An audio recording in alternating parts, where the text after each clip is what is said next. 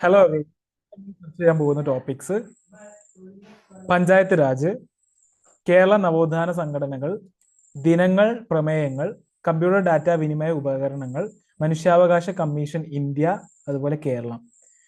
Okay, 11ാമത്തെ ടോപ്പിക്കാണ് പഞ്ചായത്ത് രാജ്. ഇന്ത്യയിൽ പഞ്ചായത്ത് രാജ് നിലവിൽ വന്ന ഭേദഗതി എന്നാണ് 1992 വന്നത്. ഓക്കെ, 1992 73-ാം ഭേദഗതിയാണ്.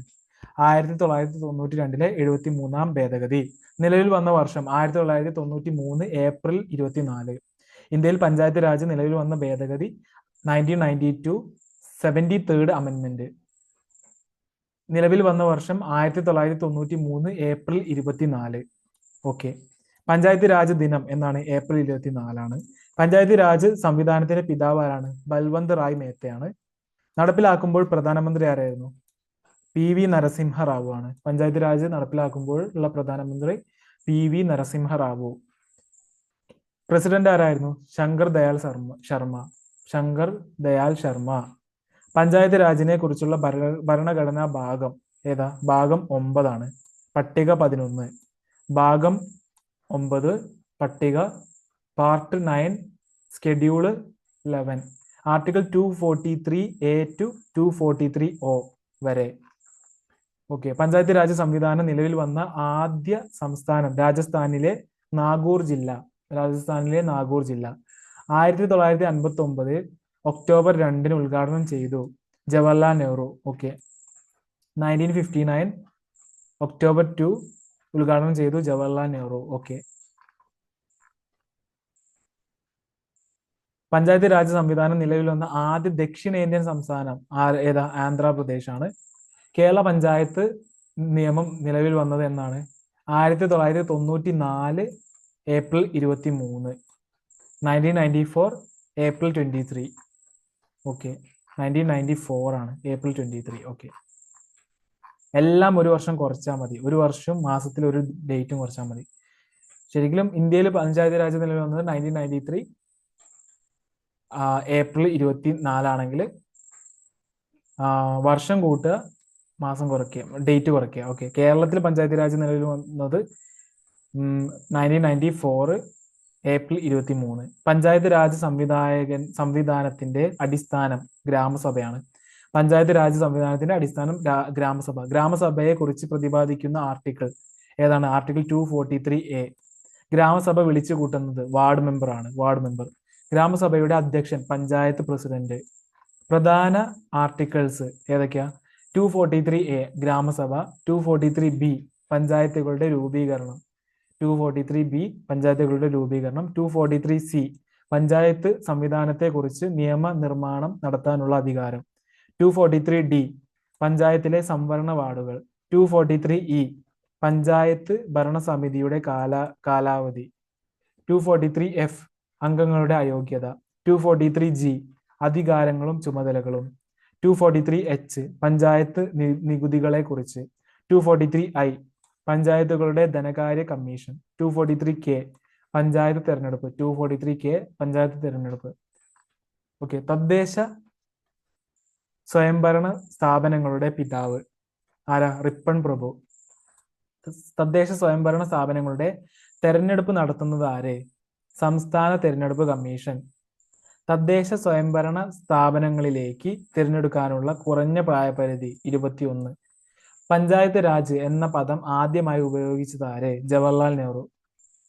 ജനകീയ ആസൂത്രണം എന്ന പദം ആദ്യമായി ഉപയോഗിച്ചത് ആരെ? MN റോയ്.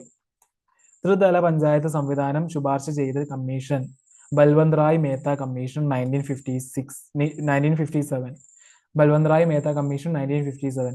ദ്വിതല പഞ്ചായത്ത് സംവിധാനം ശുപാർശ ചെയ്ത കമ്മിറ്റി അശോക് മേത്ത കമ്മിറ്റി 1977. അശോക് മേത്ത കമ്മിറ്റിയിൽ അംഗമായിരുന്ന മലയാളി ആരാ? EMS. മണ്ഡൽ പഞ്ചായത്ത് എന്ന ആശയം ആരാ കൊണ്ടുവന്നത്? അശോക് മേത്ത കമ്മിറ്റി. പഞ്ചായത്ത് രാജിന് ഭരണഘടനാ സാധ്യത നൽകണമെന്ന് ശുപാർശ ചെയ്ത കമ്മിറ്റി ഏതാ? LM Singhvi committee 1986. പഞ്ചായത്ത് രാജിന് ഭരണഘടനാ സാധ്യത നൽകണമെന്ന് ശുപാർശ ചെയ്ത parliamentary sub committee doctor TK Thungon committee 1989. Doctor TK Thungon committee 1989. Kerala നവോത്ഥാന സംഘടനകൾ SNDP 1903 ശ്രീനാരായണ ഗുരു. SNDP 1903 ശ്രീനാരായണ ഗുരു. NSS 1914 മന്നത്ത് പത്മനാഭൻ. സാധുജന പരിപാലന സംഘം 1907 അയ്യങ്കാളി. അരയ സമാജം പണ്ഡിറ്റ് കറുപ്പന്റെയാണ് 1907. അപ്പൊ സാധുജന പരിപാലന സംഘം, അതായത് അയ്യങ്കാളിയുടെ സാധുജന പരിപാലന സംഘവും അതേപോലെ പണ്ഡിറ്റ് കറുപ്പന്റെ അരയ സമാജവും ഒരേ വർഷമാണ് 1907 വന്നത്. ഓക്കെ, സ്ഥാപിച്ചത്. ഓക്കെ, യോഗക്ഷേമ സഭ 1908 VT ഭട്ടതിരിപ്പാട്. ഓക്കെ, യോഗക്ഷേമ സഭ 1908 VT ഭട്ടതിരിപ്പാട്. പ്രത്യക്ഷ രക്ഷാ ദൈവസഭ പൊയ്കേൽ യോഹന്നാന്റെയാണ് 1909. സമത്വ സമാജം 1836 വൈകുണ്ഠ സ്വാമികൾ. സഹോദര സംഘം സഹോദരൻ അയ്യപ്പന്റെയാണ് 1917 നടന്നത്, സ്ഥാപിതമായിട്ടുള്ളത്. ആത്മവിദ്യാസംഘം ആരുടെയാണ്? വാഗ്ഭടാനന്ദന്റെയാണ് ആത്മവിദ്യാസംഘം 1917. അപ്പോൾ സഹോദര സംഘം ആത്മവിദ്യാസംഘം രണ്ടും ഒരേ വർഷമാണ് 1917. ഇതേപോലെ ഒരേ വർഷം നടന്നതായിരുന്നു സ്ഥാപിതമായതായിരുന്നു സാധു ജനപരിപാലന സംഘം അതേപോലെ അരയ സമാജം. കല്യാണദായിനി സഭ ആരുടെയാണ്? പണ്ഡിറ്റ് കറുപ്പന്റെ. പണ്ഡിറ്റ് കറുപ്പന്റെ മറ്റൊരു സംഘടന ഉണ്ടായിരുന്നല്ലോ, അതേതായിരുന്നു? പണ്ഡിറ്റ് കറുപ്പന്റെ അരയ സമാജം 1907. 1912 കല്യാണദായിനി സഭ പണ്ഡിറ്റ് കറുപ്പൻ. കൊച്ചി പുലയ മഹാസഭ 1913 പണ്ഡിറ്റ് കറുപ്പൻ. അപ്പൊ കൊച്ചി പുലയ മഹാസഭ, കല്യാണദായിനി സഭ അതേപോലെ അരയ സമാജം പണ്ഡിറ്റ് കറുപ്പന്റെയാണ്. സഹോദരൻ അയ്യപ്പന്റെ മിശ്രഭോജം 1917. സഹോദര സംഘം, അപ്പോ സഹോദര സംഘം മിശ്രഭോജനും ഒരേ വർഷത്തിലാണ് 1917 സഹോദരൻ അയ്യപ്പൻ സ്ഥാപിച്ചത്. ഈഴവ മഹാസഭ ആരുടെയാണ്? 1896 ഡോക്ടർ പൽപ്പു. ഓക്കെ, ജാതി നാശിനി സഭ ആരുടെയാണ്? ആനന്ദ തീർത്ഥന്റെയാണ് ജാതി നാശിനി സഭ 1933. ഹിന്ദു പുലയ സമാജം ആരുടെയാണ്? കുറുമ്പൻ ദൈവത്താൻ 1917 വന്നത്. കുറുമ്പൻ ദൈവത്താൻ ഹിന്ദു പുലയ സമാജം 1917. അപ്പൊ ഇതൊന്ന് ക്രമീകരിച്ചാലോ. ആദ്യം ഏതാ? സമത്വ സമാജം 1836 വൈകുണ്ഠ സ്വാമികൾ. പിന്നെ ഈഴവ മഹാസഭ 1896 ഡോക്ടർ പൽപ്പു. പിന്നെ SNDP 1903 ശ്രീനാരായണ ഗുരു. സാധുജന പരിപാലന സംഘം 1907 അയ്യങ്കാളി. അരയ സമാജം 1907 പണ്ഡിറ്റ് കറുപ്പൻ. യോഗക്ഷേമ സഭ 1908 VT ഭട്ടതിരിപ്പാട്. പ്രത്യക്ഷ രക്ഷാ ദൈവസഭ 1909 പൊയ്കേൽ യോഹന്നാന്. സഹോദര സംഘം കല്യാണദായിനി സഭ 1912 പണ്ഡിറ്റ് കറുപ്പൻ.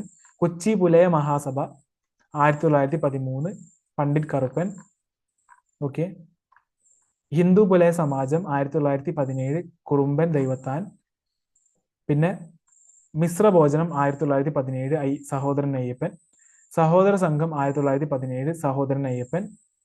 ആത്മവിദ്യാസംഘം 1917 വാഗ്ഭടാനന്ദൻ. പിന്നെ ജാതിനാശിനി സഭ 1933 ആനന്ദ തീർത്ഥൻ. ഓക്കെ, അടുത്ത ടോപ്പിക്കാണ് ദിനങ്ങൾ, പ്രമേയങ്ങൾ. 2024 അന്താരാഷ്ട്ര വനിതാ ദിനത്തിന്റെ പ്രമേയം എന്ത്?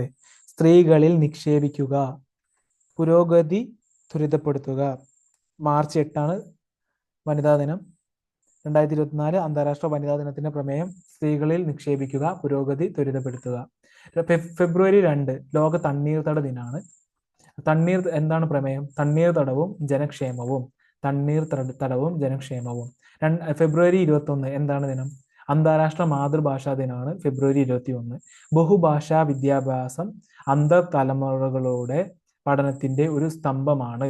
ബഹുഭാഷാ വിദ്യാഭ്യാസം അന്തർതലമുറകളുടെ പഠനത്തിന്റെ ഒരു സ്തംഭമാണ്. ഓക്കെ, മാർച്ച് 21 എന്താണ്? ലോക വനദിനാണ്. വനങ്ങളും നവീകരണങ്ങളും. മാർച്ച് 22 ലോക ജലദിനാണ്, ജലസമാധാനത്തിന്. അതാണ് പ്രമേയം. മാർച്ച് 23 ലോക കാലാവസ്ഥാ ദിനമാണ്. കാലാവസ്ഥാ പ്രവർത്തനത്തിന്റെ മുൻനിരയിൽ. ഏപ്രിൽ 7 ലോകാരോഗ്യ ദിനാണ്. എന്റെ ആരോഗ്യം എന്റെ അവകാശം. ഇതാണ് പ്രമേയം, 2024 പ്രമേയം. ഓക്കെ, അടുത്തത് ഡാറ്റ വിനിമയ ഉപകരണങ്ങൾ. അടുത്ത ടോപ്പിക്കാണ് ഡാറ്റ വിനിമയ ഉപകരണങ്ങൾ. ഹബ്ബ്. ഒന്നാമതാണ് ഹബ്ബ്. ഹബ്ബ് എന്താണ്? ഒരു നെറ്റ്വർക്കിൽ ഉള്ള കമ്പ്യൂട്ടറുകൾ തമ്മിലുള്ള വിവരം കൈമാറ്റം നിയന്ത്രിക്കുന്നതിനുള്ള ഉപകരണമാണ് ഹബ്ബ്. ഒരു നെറ്റ്വർക്കിൽ എല്ലാ കമ്പ്യൂട്ടറുകളും നേരിട്ട് ബന്ധിപ്പിച്ചിരിക്കുന്ന ഉപകരണമാണ് ഹബ്ബ്. Next switch. ഏത് കമ്പ്യൂട്ടറിലേക്ക് വിവരം എത്തിക്കേണ്ടത് അതിലേക്ക് മാത്രം നിർദ്ദേശം അയക്കുന്ന ഉപകരണമാണ് സ്വിച്ച്. നിരവധി കമ്പ്യൂട്ടറുകളെ പരസ്പരം ബന്ധിപ്പിച്ച് ഒരു ശൃംഖല രൂപീകരിക്കാൻ ശേഷിയുള്ള നിർമ്മിത ബുദ്ധിയോട് കൂടിയ ഉപകരണമാണ് സ്വിച്ച്. അടുത്താണ് റൂട്ടർ. മൂന്നാമത്തെ ഇതാണ് റൂട്ടർ. റൂട്ടർ എന്താണ്? IP അഡ്രസ് അടിസ്ഥാനപ്പെടുത്തി ഒന്നിൽ കൂടുതൽ നെറ്റ്വർക്കുകൾ പരസ്പരം ബന്ധിപ്പിക്കാൻ ഉപയോഗിക്കുന്ന ഉപകരണമാണ് റൂട്ടർ. 4 ബ്രിഡ്ജ്. ഒരു കമ്പ്യൂട്ടർ ശൃംഖലയിൽ പല വിഭാഗങ്ങളാക്കി വേർതിരിക്കാൻ ഉപയോഗിക്കുന്ന ഉപകരണം ബ്രിഡ്ജ്. 5 ഗേറ്റ് വേ. വ്യത്യസ്ത രീതിയിലുള്ള നെറ്റ്വർക്കുകൾ പരസ്പരം ബന്ധിപ്പിക്കാൻ ഉപയോഗിക്കുന്ന ഉപകരണം ഗേറ്റ് വേ. ഒരു ശൃംഖലയിൽ നിന്നും മറ്റൊരു ശൃംഖലയിലേക്കുള്ള പ്രവേശന കവാടമായി ഇത് പ്രവർത്തിക്കുന്നു ഗേറ്റ് വേ. വിവിധ തരത്തിലുള്ള പ്രോട്ടോകോളുകളിൽ പ്രവർത്തിക്കുന്ന നെറ്റ്വർക്കുകളെ ബന്ധിപ്പിക്കുന്നത് ഗേറ്റ് വേ ആണ്. റിപ്പീറ്റർ. എന്താ റിപ്പീറ്റർ? വിനിമയം മാധ്യമത്തിലൂടെ വരുന്ന ശക്തി കുറഞ്ഞ വൈദ്യുത കാന്തിക പ്രകാശ തരംഗങ്ങളെ ശക്തിപ്പെടുത്തുന്ന ഉപകരണമാണ് റിപ്പീറ്റർ. മോഡം. എന്താ മോഡം? ഒരു ഡാറ്റ ടെർമിനൽ ഉപകരണമാണ്. ഡിജിറ്റൽ സിഗ്നലുകളെ അനാലോഗായും തിരിച്ചു മാറ്റാൻ കഴിവുള്ള ഉപകരണമാണ് മോഡം. പൂർണ്ണരൂപം എന്താ? Modulator, demodulator. ഓക്കെ, അതാണ് മോഡം. ഓക്കെ. മനുഷ്യാവകാശ കമ്മീഷൻ ഇന്ത്യ കേരളം. അതാണ് നെക്സ്റ്റ് ടോപ്പിക്, 15ാമത്തെ ടോപ്പിക്. ദേശീയ മനുഷ്യാവകാശ കമ്മീഷൻ വളരെ ഇമ്പോർട്ടൻ്റ് ആയിട്ടുള്ള ടോപ്പിക്കാണ്. സ്ഥിരമായിട്ട് ക്വസ്റ്റ്യൻ പേപ്പേഴ്സിൽ കാണുന്ന ടോപ്പിക്കാണ്. നിയമം പാർലമെന്റ് പാസ്സാക്കിയത്. ദേശീയ മനുഷ്യാവകാശ കമ്മീഷൻ നിയമം പാർലമെന്റ് പാസ്സാക്കിയത് എന്നാണ് 1993 സെപ്റ്റംബർ 28. 1993 സെപ്റ്റംബർ 28. കമ്മീഷൻ നിലവിൽ വന്നതെന്നാണ് 1993 ഒക്ടോബർ 12 നിലവിൽ വന്നത്. പാർലമെന്റ് പാസ്സാക്കിയ ദിവസമല്ല വന്നത്, വേറെ തന്നെ സെപ്റ്റംബർ ഒക്ടോബർ അടുത്ത മാസമാണ്. അടുത്ത മാസം 12 തീയതിയാണ് വന്നത്. 1993 ഒക്ടോബർ 12. മനുഷ്യാവകാശ നിയമ ഭേദഗതി നിലവിൽ വന്നത് 2019 ഓഗസ്റ്റ് 2. ചെയർമാൻ ഉൾപ്പെടെ എത്ര പേരാണുള്ളത്? 6 പേരാണ് ദേശീയ മനുഷ്യാവകാശ കമ്മീഷനിലുള്ളത്. 6 മെമ്പേഴ്സ്, ചെയർമാൻ ഉൾപ്പെടെ. കാലാവധി 3 വർഷം അല്ലെങ്കിൽ 70 വയസ്സ്. ഒരു സ്റ്റാറ്റ്യൂട്ടറി ബോഡിയാണ്, കോൺസ്റ്റിറ്റ്യൂഷണൽ ബോഡിയല്ല, ഒരു സ്റ്റാറ്റ്യൂട്ടറി ബോഡിയാണ്. നിയമിക്കുന്നതും നീക്കം ചെയ്യുന്നതും ആരാ? പ്രസിഡന്റ് ആണ്. വാർഷിക റിപ്പോർട്ട് ആർക്കാ? കേന്ദ്ര സർക്കാരിനാണ്. ആസ്ഥാന മന്ദിരം സർദാർ പട്ടേൽ ഭവൻ, ന്യൂഡൽഹി. തിരഞ്ഞെടുക്കുന്ന കമ്മിറ്റിയിലെ അംഗങ്ങൾ ആരൊക്കെയാ? പ്രധാനമന്ത്രിയാണ് ചെയർപേഴ്സൺ. നാഷണൽ ഹ്യൂമൻ റൈറ്റ്സ് കമ്മീഷന്റെ ചെയർപേഴ്സൺ പ്രധാനമന്ത്രിയാണ്. കേന്ദ്ര ആഭ്യന്തര മന്ത്രിയുണ്ട്. ലോകസഭാ സ്പീക്കർ ഉണ്ട്. ലോകസഭയുടെ പ്രതിപക്ഷ നേതാവുണ്ട്. രാജ്യസഭയുടെ പ്രതിപക്ഷ നേതാവ്, രാജ്യസഭാ ഉപാധ്യക്ഷൻ. ഓക്കെ. മനുഷ്യാവകാശ കമ്മീഷൻ ചെയർമാൻ യോഗ്യത എന്താണ്? സുപ്രീം കോടതി ചീഫ് ജസ്റ്റിസ് അല്ലെങ്കിൽ ജഡ്ജി പദവി വഹിച്ച വ്യക്തിയായിരിക്കണം. മനുഷ്യാവകാശ കമ്മീഷൻ അംഗത്തിന്റെ യോഗ്യത എന്താണ്? മെമ്പറിന്റെ യോഗ്യത എന്താ? സുപ്രീം കോടതി ജഡ്ജി അല്ലെങ്കിൽ മുൻ സുപ്രീം കോടതി ജഡ്ജി ആയിരിക്കണം. ഹൈക്കോടതി ചീഫ് ജസ്റ്റിസ് അല്ലെങ്കിൽ മുൻ ഹൈക്കോടതി ചീഫ് ജസ്റ്റിസ്. മനുഷ്യാവകാശങ്ങളെ സംബന്ധിച്ച കാര്യങ്ങളിൽ പ്രായോഗിക പരിജ്ഞാനം ഉള്ള 3 അംഗങ്ങൾ. ഓക്കെ. ചെയർപേഴ്സൺ അംഗങ്ങളെയും നീക്കം ചെയ്യാനുള്ള കാരണങ്ങൾ. ഒരു നിർധനൻ എന്ന് വിശേഷിക്കപ്പെട്ടാൽ, സദാചാര ദൂഷ്യത്തിന് ശിക്ഷിക്കപ്പെട്ടാൽ, ഉദ്യോഗത്തിന്റെ കർത്തവ്യങ്ങൾക്ക് പുറമെ വേതനം ലഭിക്കുന്ന മറ്റു തൊഴിലുകളിൽ ഏർപ്പെട്ടാൽ, മാനസികമോ ശാരീരികമായ ദൗർബല്യം, ചിത്രഭ്രമം എന്നിവ മൂലം ഉദ്യോഗത്തിൽ തുടരാൻ അയോഗ്യനാണെന്ന് കണ്ടെത്തിയാൽ, ദേശീയ മനുഷ്യാവകാശ കമ്മീഷന്റെ പ്രധാന കാര്യനിർവഹണ ഉദ്യോഗസ്ഥൻ ആരാ? സെക്രട്ടറി ജനറൽ ആണ്. ദേശീയ മനുഷ്യാവകാശ കമ്മീഷന്റെ ആദ്യ ചെയർമാൻ ആരാ? ജസ്റ്റിസ് രംഗനാഥ മിശ്രയാണ്. ദേശീയ മനുഷ്യാവകാശ കമ്മീഷന്റെ 2ാമത്തെ ചെയർമാൻ ആരാ? ജസ്റ്റിസ് വെങ്കിട ചെല്ലയ്യ. ദേശീയ മനുഷ്യാവകാശ കമ്മീഷന്റെ അധ്യക്ഷൻ ആകുന്ന ഏക മലയാളി ജസ്റ്റിസ് KG ബാലകൃഷ്ണനാണ്. ദേശീയ മനുഷ്യാവകാശ കമ്മീഷനിൽ ഏറ്റവും കൂടുതൽ കാലം അധ്യക്ഷ പദവി ആരാണെന്നത് KG ബാലകൃഷ്ണൻ തന്നെ, മലയാളിയായിട്ടുള്ള കെ ജി ബാലകൃഷ്ണനാണ് ഏറ്റവും കൂടുതൽ കാലം അധ്യക്ഷ പദവി നാഷണൽ ഹ്യൂമൻ റൈറ്റ്സ് കമ്മീഷനിൽ ആ ഒരു പദവി അലങ്കരിച്ചത്. കമ്മീഷൻ അംഗമായ ആദ്യ മലയാളി. കമ്മീഷൻ അംഗമാണ്, മറ്റേത് കമ്മീഷന്റെ അധ്യക്ഷനാണ് കെ ജെ ബാലകൃഷ്ണൻ.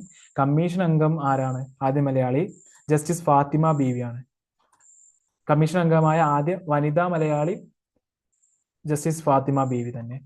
സുപ്രീം കോടതി ചീഫ് ജസ്റ്റിസ് പദവി വഹിക്കാതെ ദേശീയ മനുഷ്യാവകാശ കമ്മീഷൻ ചെയർമാൻ ആകുന്ന ആദ്യ വ്യക്തി ജസ്റ്റിസ് അരുൺ കുമാർ മിശ്ര. ദേശീയ മനുഷ്യാവകാശ കമ്മീഷൻ നിലവിലെ ചെയർപേഴ്സൺ ആരാണ്? ജസ്റ്റിസ് അരുൺ കുമാർ മിശ്രയാണ്.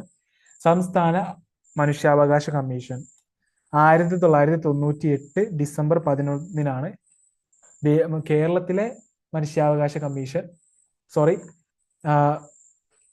സംസ്ഥാന മനുഷ്യാവകാശ കമ്മീഷൻ നിലവിൽ വന്നത് 1998 ഡിസംബർ 11. ദേശീയ എന്നായിരുന്നു 1993 ഡിസംബർ 28. ഓക്കെ, സംസ്ഥാനം വന്നത് 1998 ഡിസംബർ 11. എത്ര അംഗങ്ങളാണുള്ളത്? 3 അംഗങ്ങൾ. ദേശീയ നാഷണൽ ഹ്യൂമൻ റൈറ്റ്സ് കമ്മീഷനിൽ 6 അംഗങ്ങൾ. കാലാവധി 3 വർഷം അല്ലെങ്കിൽ 70 വയസ്സ്. രണ്ടും ശരിയാണ് ക്രൈറ്റീരിയ. നിയമിക്കുന്നത് ഗവർണറാണ്. ദേശീയയുടെ നാഷണൽ ലെവലിലുള്ളത് പ്രസിഡന്റ്. നീക്കം ചെയ്യുന്നത് ആരാ? രാഷ്ട്രപതി. ഓക്കെ, നാഷണൽ ലെവലിലും രാഷ്ട്രപതി തന്നെയാണ് നീക്കം ചെയ്യുന്നത്. വാർഷിക റിപ്പോർട്ട് സംസ്ഥാന സർക്കാരിനാണ്. നാഷണൽ ലെവലിൽ കേന്ദ്ര സർക്കാരിനാണ്. പ്രധാന കാര്യം നിർവഹണ ഉദ്യോഗസ്ഥൻ സെക്രട്ടറി. പ്രധാന കാര്യം നിർവഹണ ഉദ്യോഗസ്ഥൻ സെക്രട്ടറി. തെരഞ്ഞെടുക്കുന്ന സമിതിയിൽ ഉള്ളത് ആരൊക്കെയാണ്? മുഖ്യമന്ത്രി, നിയമസഭാ സ്പീക്കർ, സംസ്ഥാന ആഭ്യന്തരമന്ത്രി, സംസ്ഥാന പ്രതിപക്ഷ നേതാവ്. ഓക്കെ, 3 അംഗങ്ങളിൽ ചെയർമാൻ ആരാ? ഹൈക്കോടതി ചീഫ് ജസ്റ്റിസ് ജഡ്ജിയോ ആയിരിക്കണം. മറ്റ് 2 അംഗങ്ങളിൽ ഒരാൾ ഹൈക്കോടതി ജഡ്ജി ആയിരിക്കുന്നതോ അല്ലെങ്കിൽ ആയിരുന്നതോ കുറഞ്ഞത് 7 വർഷം ആ സംസ്ഥാനത്തെ ജില്ലാ ജഡ്ജി എന്ന നിലയിൽ പ്രവൃത്തി പരിചയമുള്ള വ്യക്തിയായിരിക്കണം. 3-മത്തെ മനുഷ്യാവകാശങ്ങളെ സംബന്ധിച്ച കാര്യങ്ങളിൽ പ്രായോഗിക പരിജ്ഞാനം ഉള്ള ആളായിരിക്കണം. സംസ്ഥാന മനുഷ്യാവകാശ കമ്മീഷൻ ആദ്യ വ്യക്തി ആരാ? Justice M Pareed Pillai. Okay, നിലവിലെ സംസ്ഥാന മനുഷ്യാവകാശ കമ്മീഷണർ ആരാ? എസ് മണികുമാർ ആണ്. ഓക്കെ, കേരളത്തിലെ നിലവിലെ സംസ്ഥാന മനുഷ്യാവകാശ കമ്മീഷണർ എസ് മണികുമാർ ആണ്. ഓക്കെ, താഴെ പറയുന്നവയിൽ പഞ്ചായത്ത് രാജുമായി ബന്ധപ്പെട്ട തെറ്റായ പ്രസ്താവന ഏത്? പഞ്ചായത്ത് രാജിനെ കുറിച്ച് പ്രതിപാദിക്കുന്ന ഭരണഘടനയുടെ ഭാഗം 9 പട്ടിക 11 ആണ്. തെറ്റായതാണ്. ഇത് ശരിയാണ്. Part 9 schedule 11. ഇന്ത്യയിൽ പഞ്ചായത്ത് രാജ് സംവിധാനം നിലവിൽ വന്നത് 1992 73-ാം ഭരണഘടന ഭേദഗതിയാണ്. ശരി. പഞ്ചായത്ത് തെരഞ്ഞെടുപ്പിനെ കുറിച്ച് പ്രതിപാദിക്കുന്ന ആർട്ടിക്കിൾ 243 ആണ്. ബി അല്ല. പഞ്ചായത്ത് രാജിന് ഭരണഘടനാ സാധുത നൽകണമെന്ന് ശുപാർശ ചെയ്ത പാർലമെന്ററി സബ് കമ്മിറ്റി 1989-ലെ PK തുങ്കൻ കമ്മിറ്റിയാണ്. ശരിയാണ്. താഴെ പറയുന്നവയിൽ പ്രസ്താവന വായിച്ച് ശരിയായത് വിലയിരുത്തുക. ദേശീയ മനുഷ്യാവകാശ കമ്മീഷൻ ഒരു സ്റ്റാറ്റ്യൂട്ടറി ബോഡിയാണ്. ശരിയാണ്. മനുഷ്യാവകാശങ്ങളെ കുറിച്ച് പ്രതിപാദിക്കുന്ന ഭരണഘടനയുടെ ഭാഗം 3 ആണ്. ശരിയാണ്. മനുഷ്യാവകാശ കമ്മീഷനിലെ പ്രധാന കാര്യ നിർവഹണ ഉദ്യോഗസ്ഥൻ ചെയർമാനാണ്. തെറ്റാണ്. അപ്പൊ ആരായിരുന്നു മനുഷ്യാവകാശ കമ്മീഷനിലെ പ്രധാന കാര്യ നിർവഹണ ഉദ്യോഗസ്ഥൻ? നോക്കാം.